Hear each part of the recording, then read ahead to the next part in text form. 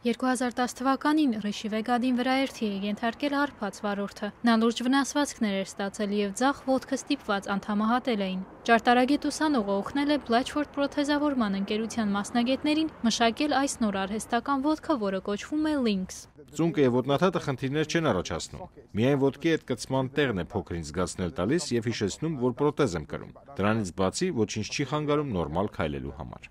Պրոթեզի բազմաթիվ զգայակները մշտապես տվյալներ են հավաքում օգտագործողի գործունեության, շրջակա միջավայրի և տեղանքի մասին, որոնց հիման վրա 4 միկրոհամակարգիչները կառավարում են կոճի հատվածի հիդրավլիկ գլանը։ Ոտնաթաթի ածխածնային մանրաթելային զսպանակները ևս օգնում են հարմարվել անհարթ մակերեսին։ Այս հատկությունների շնորհիվ Lynx-ի կրողները խուսափում են մեջքի ցավի, հոդաբորբի և ծնկահոդի փոխարինման խնդիրներից, որոնց հաճախ բախվում են սովորական պրոթեզ կրողները։ Դա իր հերթին արդարացնում է նաև պրոթեզի բարձր արժեքը, որպես ամբողջ կյանքի բուժման ծրագրի մաս։ Հիվանդի ողջ կյանքի բուժօգնության ծախսերը ըստ էության կրճատվում են։ Բացի այդ, նվազում է ընկնելու վտանգը։